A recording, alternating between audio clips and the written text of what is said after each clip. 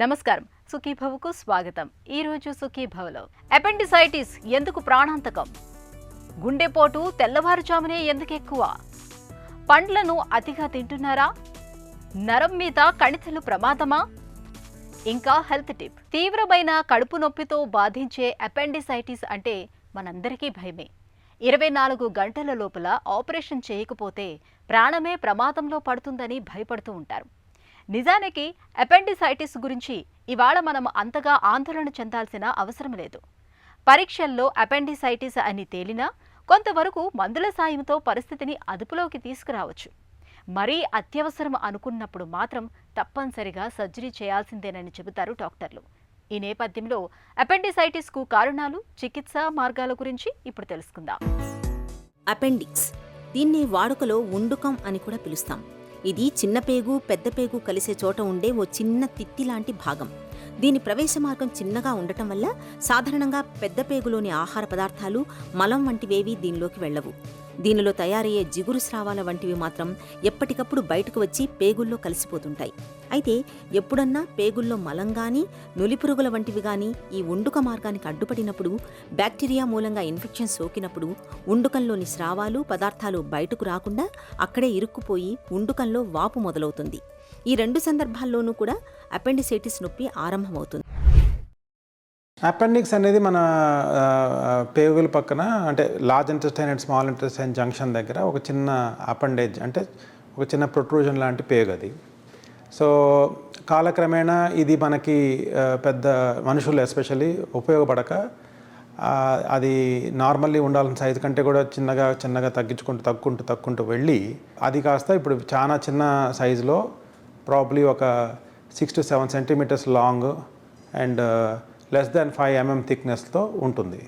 So ఈ appendix అనేది మనకి జనరల్లీ బాడీలో వెస్టిజియల్ ఆర్గన్ అంటాం. వెస్టిజియల్ ఆర్గన్ అంటే ఇంకా దాని ఒక పెద్ద ఉపయోగం లేని ఆర్గన్ అన్నట్టు.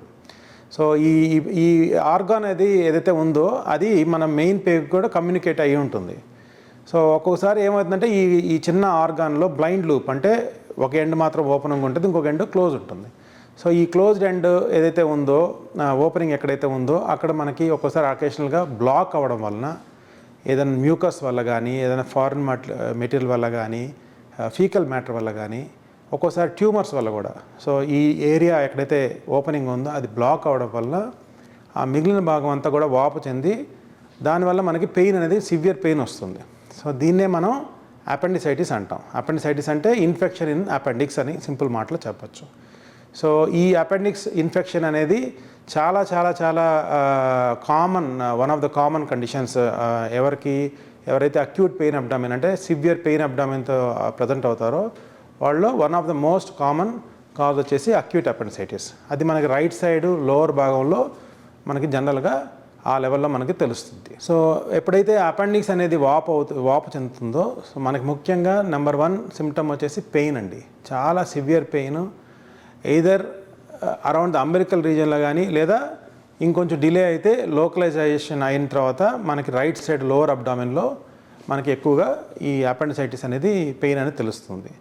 పెయినే కాకుండా పేషెంట్స్లో చాలా మందిలో వామిటింగ్స్ కూడా, అసోసియేటెడ్ వామిటింగ్స్ కూడా ఉంటాయి. కొంతమందికి విపరీతమైన వామిటింగ్స్ ప్లస్ పెయిన్ అనేది ప్రజెంటేషన్తో తెలుస్తుంది. ఎప్పుడైతే ఈ అపెండిక్స్ అనేది ఇంకా కాంప్లికేట్ అయిపోతుందో వాళ్ళలో ఫీవర్ కూడా మనం చూడొచ్చు. సో ఈ 3 లక్షణాలు అపెండిసైటిస్ అనేది దానికి ముఖ్యమైన లక్షణాలు. అపెండిసైటిస్ సమస్య ప్రధానంగా కడుపు నొప్పితో మొదలవుతుంది. తర్వాత జ్వరం, వాంతులు, ఆకలి లేకపోవటం వంటి లక్షణాలు కనిపిస్తుంటాయి. అపెండిసైటిస్ నొప్పి ముందు బొడ్డు దగ్గర, బొడ్డు చుట్టూ వస్తుంది. క్రమంగా సమయం గడుస్తున్న కొద్దీ ఉండుకం ఉండే చోటుకు, అంటే కుడివైపు పొత్తికడుపు భాగానికి మారుతుంది. బొడ్డు దగ్గర ఆరంభమైన నొప్పి సుమారు 6 నుండి 8 గంటల తర్వాత ఇలా కడుపు కింది భాగానికి చేరుకుంటుంది. ఇది అపెండిసైటిస్ ప్రత్యేక లక్షణం. ఉండుకం ఉన్న భాగానికి, బొడ్డుకు మధ్య భాగాన్ని వేలితో నొక్కినప్పుడు నొప్పితో విలవిల్లాడిపోతారు. దగ్గినప్పుడు అపెండిక్స్ ఉన్న ప్రాంతంలో విపరీతమైన నొప్పి వస్తుంది. ఎడమకాలు కదపమంటే తేలికగా కదుపుతుంటారు, కానీ కుడికాలును కదపలేకపోతుంటారు. కుడికాలు కదిపినప్పుడు ఇలియాసోయాస్ అనే కండరం కదులుతుంది. ఇది లోపల ఉండుకాన్ని తాకుతుంది. దీంతో కుడికాలు కదుపుతుంటే లోపల నొప్పి చాలా తీవ్రమైపోతుంది. అపెండిసైటిస్ అనేది ముఖ్యంగా క్లినికల్ సైన్ అండి, క్లినికల్ సిమ్టమ్స్ ఏవైతే మనకి ఇంతకుముందు చెప్పుకున్నాం, పెయిన్, వామిటింగ్స్ అండ్ ఫీవర్ కానీ కాన్స్టిపేషన్ కానీ ఇవి మెయిన్ లక్షణాలు అపెండిసైటిస్ క్లినికల్గా చూస్తే. సో ఎగ్జామినేషన్లో కూడా మనకి ఆ లోవర్ భాగంలో మనకి పెయిన్ అనేది స్పష్టంగా తెలిసిపోతుంది. ఇది కాకుండా యాక్చువల్లీ మనం ఇప్పుడు ఇన్వెస్టిగేషన్స్ వైజ్ చూస్తే బ్లడ్ రిపోర్ట్స్ సిబిపి అంటే మన complete blood picture, at the same time ultrasound abdomen, ఇవి 2 టెస్ట్ మనకి ముఖ్యంగా 99% మనకి 90% మనకి ఈ డయాగ్నోసిస్ అనేది నిర్ధారణకు వస్తుంది. అకేషనల్లీ కొంతమందిలో ఎవరికైతే మనకి సస్పిషన్ ఎక్కువ ఉంది కానీ రిపోర్ట్స్లో మనకి తెలియట్లేదు అన్నప్పుడు సిటీ స్కాన్ కూడా చేస్తాం. సో ఈ టెస్ట్ ద్వారా మనం దాన్ని ఖచ్చితంగా అపెండిక్స్ అనేది వాపు ఉందా లేదా అనేది మనం ఖచ్చితంగా తెలుసుకోవచ్చు. ఈ అపెండిక్స్ అనేది ఒకసారి ఇన్ఫెక్షన్ అంటూ దాంట్లో డెవలప్ అయితే మనకి యాంటీబయాటిక్స్ ద్వారా మనం ట్రీట్మెంట్ చేసినా ప్రస్తుతానికి ఈ ఒక ఎపిసోడ్లో మనకి అది తగ్గినా అది మళ్ళీ రిపీట్ అయ్యే ఛాన్సెస్ ఉన్నాయి. మళ్ళీ ఇదే అపెండిక్స్ మళ్ళీ ఇన్ఫ్లేమ్డ్ అయ్యే ఛాన్సెస్ ఉన్నాయి, ఇన్ఫెక్షన్ వచ్చే ఛాన్సెస్ ఉన్నాయి. సో జనరల్లీ మన ట్రీట్మెంట్ ప్రోటోకాల్స్ ప్రకారం చూస్తే అపెండిసైటిస్ అంటూ వస్తే మనం యాంటీబయాటిక్స్ వాడుకున్నా కూడాను ఫైనల్గా సర్జరీ అనేది దానికి కరెక్ట్ ట్రీట్మెంట్గా మనం గుర్తిస్తాం. There are multiple studies also. మనకి ఈ మధ్య కాలంలో కొన్ని స్టడీస్ కూడా చేశారు, ఎక్కడైతే ఒట్టి యాంటీబయాటిక్స్ ఇచ్చి ట్రీట్మెంట్ చూసుకొని లేదా అలాంగ్ విత్ సర్జరీ అనేది చూశారు. సో ఈ కంపారిటివ్ స్టడీస్ చూసినా కూడా రిజల్ట్స్ మనకి అంటే 30 days వరకు ఈ కంపారిజన్ చేస్తే మనకి సిమిలర్గా అనిపించినా కూడాను లాంగ్ టర్మ్ రిజల్ట్స్ పరంగా చూస్తే మాత్రం ఖచ్చితంగా సర్జరీ అనేది దానికి ముఖ్యమైన ట్రీట్మెంట్గా కనిపిస్తుంది. సో మనకి ఇప్పుడున్న ఫెసిలిటీస్, ఇప్పుడున్న టెక్నాలజీ, ఇప్పుడున్న ఎక్విప్మెంట్తో అపెండిక్స్ అనేది ఎంత కష్టమైనా కూడాను majority of the times 99.99% of the times మనం ఇప్పుడు దాన్ని చాలా చిన్న కట్స్తో లాప్రోస్కోపీ ద్వారా చాలా సేఫ్గా దాన్ని మనం తీసేసుకోవచ్చు. పొట్టలో కుడివైపు నొప్పి అన్నది కేవలం అపెండిసైటిస్ వల్లే కాదు, విరేచనాలు, మూత్రనాళ ఇన్ఫెక్షన్లు, లింఫ్ గ్రంథులు వాచినప్పుడు ఇలాంటి సందర్భాల్లో కూడా పొట్టలో కుడివైపు నొప్పి బాధించే అవకాశం ఉంది. కాబట్టి అపెండిసైటిస్ను ఖచ్చితంగా నిర్ధారించుకునేందుకు అల్ట్రాసౌండ్, రక్త పరీక్షలు చేయాల్సి ఉంటుంది. ఈ పరీక్షల సాయంతో అపెండిసైటిస్ను ఖచ్చితంగా నిర్ధారించుకోవచ్చు. ఒకప్పుడు అపెండిక్స్లో వాపు వస్తే అది 24 గంటల్లో పగిలిపోతుందని భావించేవారు. కానీ ఇది అన్ని కేసుల్లోనూ నిజం కాదు. ఇప్పుడు మనకు అత్యాధునికమైన యాంటీబయాటిక్స్ అందుబాటులో ఉన్నాయి. అనుమానంగా ఉన్న కేసుల్లో కొంత వేచి చూసి ఖచ్చితంగా నిర్ధారించుకుని అప్పుడు అవసరమైతే ఆపరేషన్ చేయొచ్చు. 24 గంటల్లో ఏదో అయిపోతుందని భయపడుతూ అనవసరంగా ఆపరేషన్లకు వెళ్లాల్సిన పని ఇప్పుడు లేనే లేదు. అపెండిసైటిస్ వస్తే మాత్రం ఖచ్చితంగా మనకి ఇది రిపీట్ అవుతుంది కాబట్టి వీలైనంత తొందరగా అది చేంజ్ చేసుకోవడం మంచిది. మనం డిలే చేసే కొద్దీ కాంప్లికేషన్స్ అయ్యే ఛాన్సెస్, అపెండిక్స్ రప్చర్ అయ్యే ఛాన్స్, దానివల్ల ఇతరత్ర ప్రాబ్లమ్స్ వచ్చే అవకాశాలు ఎక్కువగా ఉన్నాయి. కాబట్టి అపెండిసైటిస్ని మాత్రం మనం చాలా జాగ్రత్తగా అది డయాగ్నోస్ అయిన వెంటనే దాన్ని సర్జరీ ద్వారా చేయించుకోవడమే మంచిది. అపెండిసైటిస్ నివారించుకోవచ్చా అనే ప్రశ్న యాక్చువల్గా ఉత్పన్నమే కాదు. ఎందుకంటే ఈ అపెండిక్స్లో వచ్చే ఇన్ఫెక్షన్ అనేది అది మన కంట్రోల్లో లేదు. మనం తినే ఫుడ్ హ్యాబిట్స్తోనూ వాటితో మనకి రిలేషన్ లేదు. కానీ ఎవరైతే హై ఫైబర్ డైట్ తింటారో, ఎవరికైతే ఆహారపు అలవాట్లో ఎక్కువగా ఫ్రూట్స్ అండ్ వెజిటబుల్స్ తీసుకునే అలవాటు ఉంటుందో వాళ్ళు అపెండిసైటిస్ వచ్చే అవకాశాలు తక్కువ. ఎవరికైతే మోషన్ ఇబ్బంది, కాన్స్టిపేషన్ కూడా ఒక్కోసారి అసోసియేటెడ్గా ఉంటే వాళ్ళలో అపెండిసైటిస్ వచ్చే అవకాశాలు ఎక్కువ. బట్ ఇది రూల్ అయితే కాదు. సో అపెండిసైటిస్ అనేది ఎవరికైనా రావచ్చు, చిన్నపిల్లల నుంచి పెద్దవాళ్ళ వరకు ఎవరికైనా రావచ్చు. సో వచ్చినప్పుడు దాన్ని కరెక్ట్గా డయాగ్నోస్ చేసుకోవడం, దాన్ని సరైన ట్రీట్మెంట్ చేసుకోవడం ఒక్కటే మార్గం. అల్ట్రాసౌండ్ స్కానింగుల్లో అపెండిక్స్లో వాపు ఉండి అపెండిసైటిస్ వచ్చిందని స్పష్టంగా నిర్ధారణ అయితే నేరుగా ఆపరేషన్కు వెళ్లిపోవచ్చు. ఉండుకాన్ని తొలగించడానికి 2 రకాల సర్జరీలు అందుబాటులో ఉన్నాయి. పొట్ట మీద కోత పెట్టి ఉండుకాన్ని తొలగించే విధానం ఒకటి. రెండోది పొట్ట మీద రంధ్రాలు వేసి వాటి ద్వారా కెమెరా గొట్టం పరికరాలు పంపి ఉండుకాన్ని తొలగించే లాప్రోస్కోపీ విధానం. 2 సమర్థమైనవే, కానీ లాప్రోస్కోపీ విధానంలో పెద్దగా కోత ఉండదు కాబట్టి త్వరగా కోలుకుంటారు. అయితే పరీక్షల్లో సమస్య అంత స్పష్టంగా నిర్ధారణ కానప్పుడు, కడుపులో నొప్పి తీవ్రంగా లేనప్పుడు ఎలాంటి ఆహారం ఇవ్వకుండా సెలైన్ ఇస్తారు. దీంతో పేగులకు పూర్తి విశ్రాంతి దక్కి 1-2 రోజుల్లో నొప్పి తగ్గిపోతుంది. అప్పుడు తిరిగి పరీక్షించి ఆపరేషన్ అవసరమా లేక మందులతో చికిత్స చేస్తే సరిపోతుందా అన్నది తేలుస్తారు. ఒకవేళ నొప్పి తగ్గకుండా పెరుగుతుంటే ఆపరేషన్ తప్పనిసరి అవుతుంది. రాత్రి పడుకున్నప్పుడు బాగానే ఉన్నారు, అర్ధరాత్రి 12 గంటలప్పుడు కూడా లేచి బాత్రూం వెళ్ళొచ్చారు. కానీ తెల్లారి లేచి చూసేసరికల్లా ఘోరం జరిగిపోయిందని, నిద్రలోనే గుండెపోటు వచ్చిందని వాపోతూ ఉంటారు మనలో చాలామంది. పరీక్షల్లో కూడా తెల్లవారుజామున గుండెపోటు వచ్చిందని తేలుతూ ఉంటుంది. గుండెపోటు కేసుల్ని, మరణాల్ని పరిశీలించినప్పుడు మనలో చాలామంది తెల్లవారుజామునే ఎక్కువగా గుండెపోటు బారిన పడుతున్నారు. అసలు వేకువజాములో గుండెపోటు రావడానికి వెనుక ప్రత్యేకమైన కారణాలు ఏవైనా ఉన్నాయా అంటే అవుననే సమాధానం చెబుతున్నారు డాక్టర్లు. గుండెపోటు ఎక్కువగా తెల్లవారుజామునే రావటానికి వెనుక కారణాల గురించి ఇప్పుడు తెలుసుకుందాం. ఈ తెల్లవారుజామున గుండె నొప్పి వచ్చే అవకాశం కొంచెం ఎక్కువగా ఉందన్నాను కాబట్టి సో ఈ టైంలో వచ్చే పెయిన్ని ఎప్పుడు నెగ్లెక్ట్ చేయొద్దు, అశ్రద్ధ చేయొద్దు. అంటే ఈ టైం ఏంటి అంటే మనం నిద్రలో ఉండే టైము, నిద్ర లేచి కాసేపు పడుకుంటే తగ్గిపోతుందిలే, లేదంటే మార్నింగ్ లేచాక హాస్పిటల్కి వెళ్దాము అని కొంచెం టైం వేస్ట్ చేసే అవకాశం ఉంటుంది. కానీ ఎప్పుడు అలా చేయొద్దు. నొప్పి వచ్చిన వెంటనే ఎంత త్వరగా వీలైతే అంత త్వరగా దగ్గరలో ఉన్న హాస్పిటల్కి వెళ్ళి ఈసీజీ చేయించుకోవడమో, డాక్టర్ని కన్సల్ట్ అవ్వడమో చేయండి. అలాగే మీ ఫ్యామిలీ మెంబర్స్లో కూడా ఇటువంటి సిమ్టమ్స్ ఏం వచ్చినా సరే వెంటనే టైం అనేది వేస్ట్ చేయకుండా వెళ్ళమనండి. ఎందుకంటే గుండెపోటు వచ్చిన తర్వాత టైం ఎంత లేట్ చేస్తే రిస్క్ అనేది అంత పెరిగిపోతూ ఉంటుంది. ట్రీట్మెంట్ ఎంత త్వరగా చేసుకుంటే రిజల్ట్స్ అనేవి అంత బాగుంటుంది. గుండెపోటు అంటే ఛాతిలో నొప్పి వచ్చినప్పుడు ఇమీడియట్గా మనం ఏం చేయగలము అంటే ఎకోస్ప్రిన్ ట్యాబ్లెట్ అనేది తీసుకోవచ్చు. ఎకోస్ప్రిన్ డోస్ ఉంటుంది 150 mg. ఆ ట్యాబ్లెట్ తీసుకోవచ్చు. ఎంత త్వరగా వీలైతే అంత త్వరగా దగ్గరలో ఉన్న హాస్పిటల్కి వెళ్ళి ఈసీజీ చేయించుకోండి. పెయిన్ బాగా సివియర్గా ఉంది అంటే సార్బిట్రేట్ అనే ట్యాబ్లెట్ నాలుగు కింద పెట్టుకొని చూడొచ్చు. బట్ ఏదైనా ఈ మెడికేషన్స్ తీసుకొని వెయిట్ చేద్దామనే ఆలోచన ఉండకూడదు. మెడిసిన్స్ అనేది జస్ట్ సిమ్టమ్ రిలీఫ్ కోసమే. ఈసీజీ చేయించుకోవడం అనేది లేట్ అవ్వకూడదు. డాక్టర్ని కన్సల్ట్ అవ్వడం అనేది కూడా లేట్ అవ్వకూడదు.